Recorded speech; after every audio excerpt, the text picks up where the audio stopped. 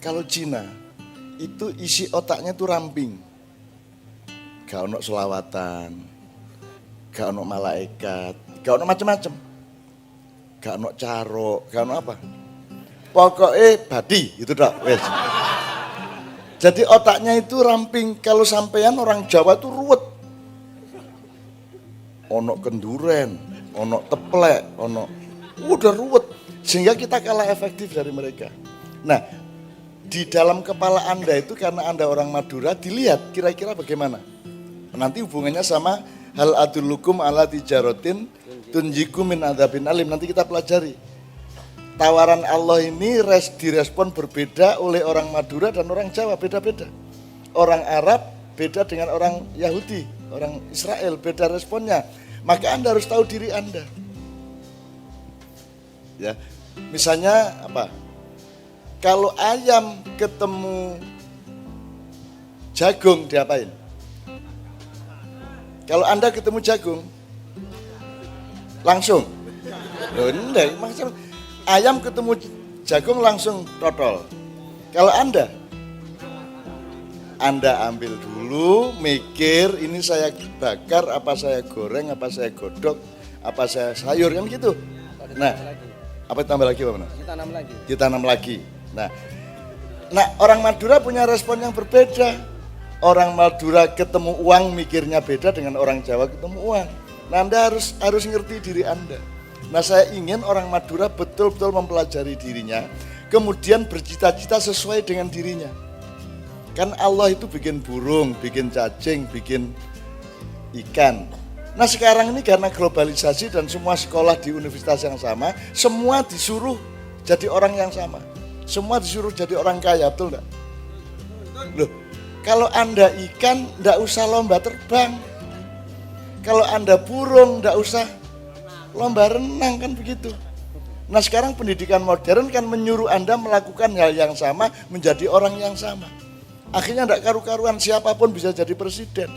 Mestinya kan ada verifikasinya, ada yang cocok jadi presiden tuh gini, yang cocok jadi menteri agama gini. Kalau enggak kena KPK nanti. Gitu loh Mas, ya jelas ya. Nah, jadi ini saya pokoknya pengen betul Madura itu berperan nasional dan internasional. Apalagi dulu Sumpah Palapa itu ternyata menurut Pak Muzamil orang Madura. Ya, kenapa lapa, bukan lapa-lapa? Aslinya kan Sumpah Lapa-Lapa. Tapi karena yang bikin orang Madura ketika diucapkan Sumpah Palapa. Itu ceritanya. Orang Madura jualan sate sampai Kanada, kata Pak Muzamil. Di sana bikin kota khusus, namanya Toronto. Aslinya Ronto-Ronto, Pak. Terus karena orang Madura yang bikin jadi Toronto. Saya naik Torontong, nyetir sendiri sama adik-adik saya ke mempelajari beberapa pesantren termasuk Perenduan, Lugulu dan seterusnya. Setelah Pamekasan, saya bingung. Saya tanya sama ibu-ibu sedang apa ini bawa nyunggi apa itu ya. Saya minggir, saya turun, Bu, guluk-guluk di mana? Oh, enggak tahu saya. Ngono, Pak. Kok orang Madura enggak tahu guluk-guluk. Terus dia jalan, ya sudah Bu, terima kasih. Dia jalan dapat 4 meter. Oh, guluk. Baru sadar, ya Allah ya. Jadi orang Madura sendiri kalau disebut guluk-guluk enggak tahu dia. Tapi harus gulu. Nyeneng no Madura ya. Dia sendiri, oh, gulu. Waduh, seneng banget aku. Ya Allah, ya Allah. Itu yang membuat insya Allah orang Madura itu masuk surga semua. Karena pusing malaikatnya. Daripada menerjemahkan terus pakai translator untuk menerjemahkan karepe apa ngomongin Madura. Ya mlebu. Nah, masuk aja. Ah, masuklah ke surga. Amin ya rabbal alamin. Oke. Bismillah, kita teruskan. Pak Muzamil. Orang Madura kan pinter dagang. Anda ini mirip orang Tegal, mirip orang Korea. Ya. Anda punya entrepreneurship yang luar biasa tinggi, orang Madura ini. punya daya usaha dan kreativitas berusaha yang luar biasa dibanding orang lain. Di seluruh dunia tidak ada konglomerat buta huruf kecuali orang Madura. Ya Pak, ya. Nggak, di mana-mana ya pasti sarjana, pinter menguasai masalah, nggak izin pakai naluri tok. Bisa. Saya pernah seminar seks di Surabaya. Semua seminar seks itu adalah bagaimana supaya laki-laki punya daya seks yang maksimal supaya istrinya puas, kan gitu Pak. Ada Kiai Madura datang. Pak, saya terbalik saya Pak. Bagaimana supaya turun saya ini? Kasihan istri saya yang 18 tahun itu. Jadi saking hebatnya dia cari cara untuk supaya tidak terlalu hebat. Itu bagaimana? Sementara sing arek-arek enom iku ndolek sembarang ana sing taeke gajah. Muzamil ya. Oh. Pantes sarungan terus ya. Sarung kan pakaian demokrasi. Jadi yang di dalam bebas bergerak. Salam sampean yang salah loh. Aku gak melok-melok. Berarti gak katokan. Ya Allah, ya Allah.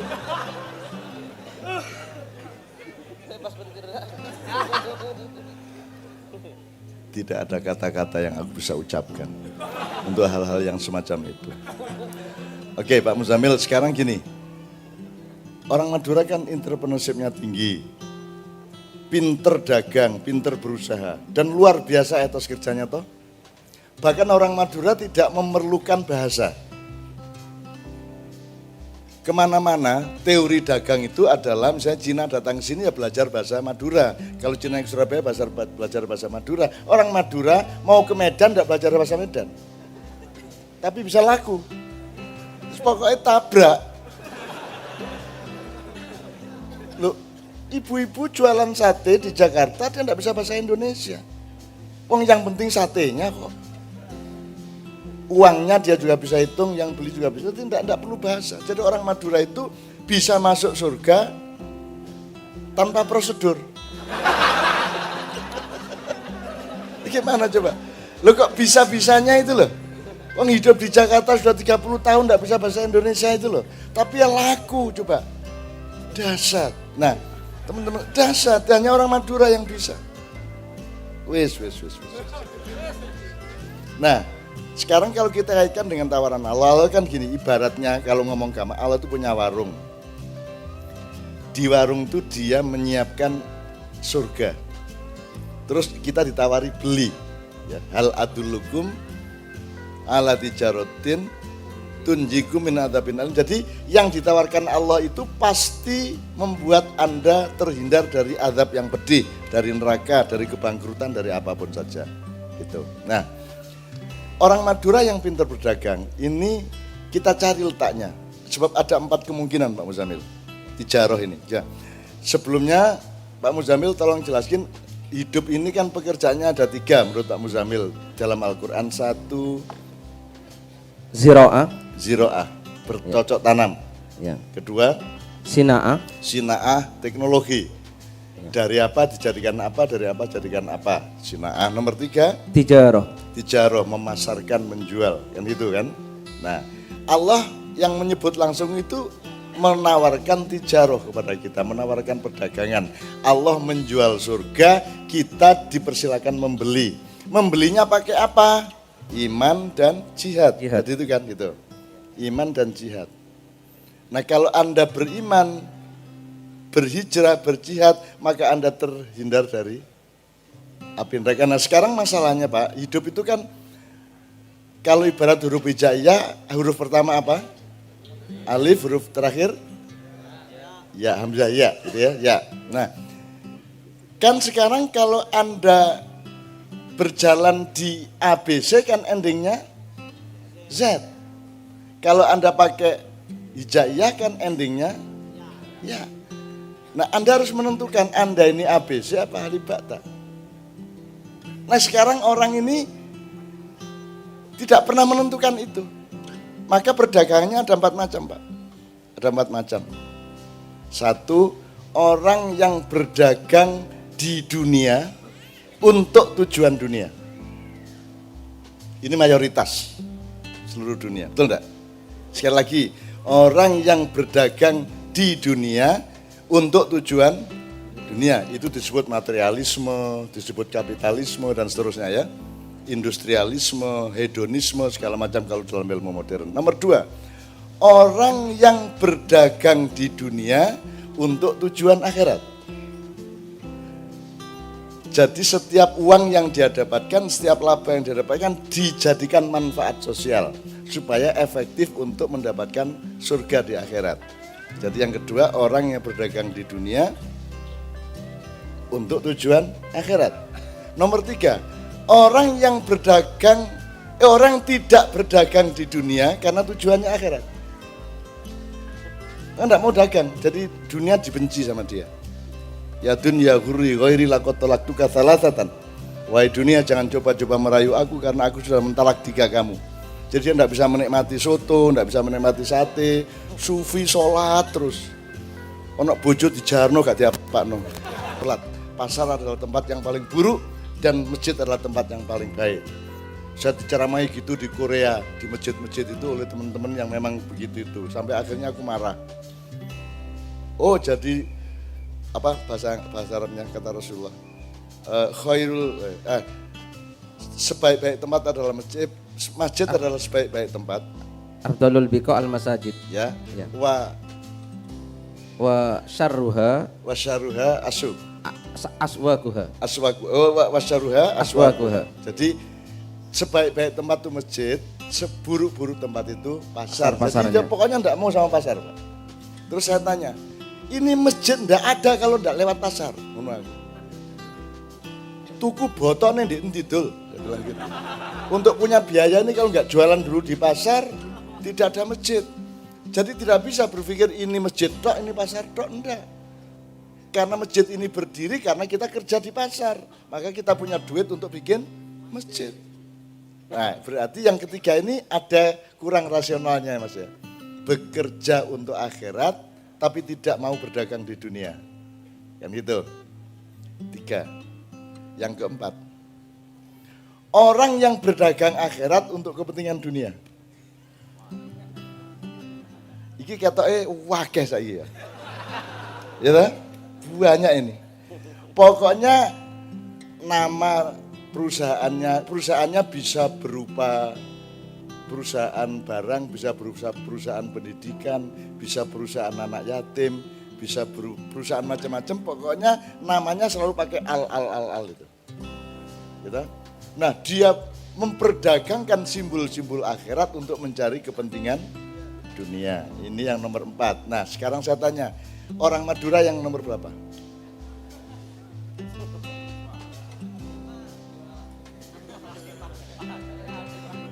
Nomor 5 apa, Mas?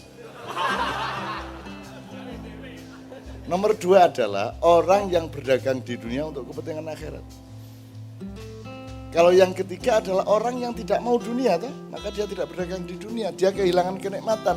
Dan saya tidak mau jamaah amaknya menjadi orang yang ketiga. Terus kamu benci dunia, aku tidak mau duit. Saya tidak mau ini loh. Nikmati hidup ini.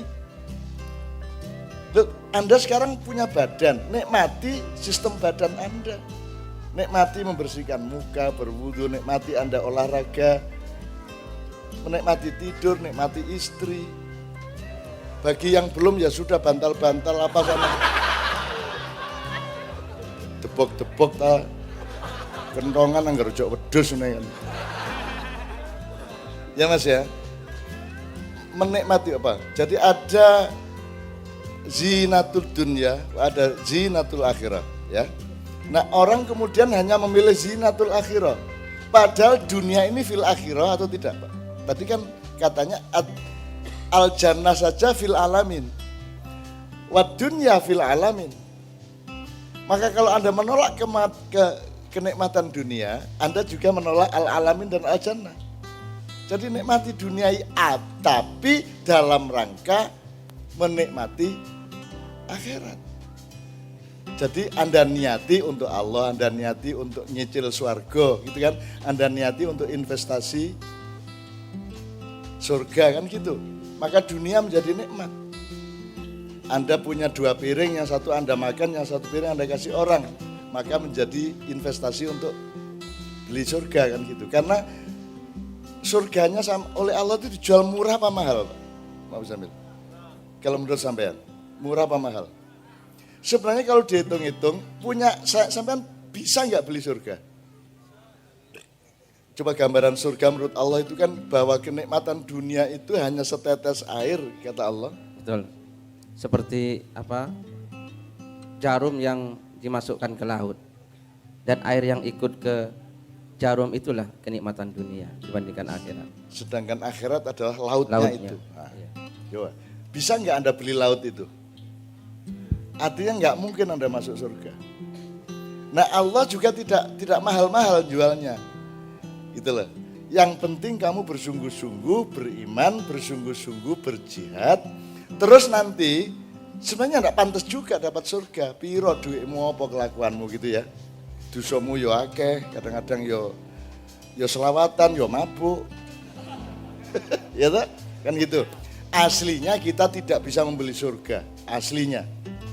Kalau mau dihitung daya kita, maka Allah mempermudah dengan sistem syafaat. Asal Anda bersolawat, maka Rasulullah terlibat dalam hubungan Anda dengan Allah, maka solawat itu sebenarnya adalah menyempurnakan biayamu untuk mendapatkan surga.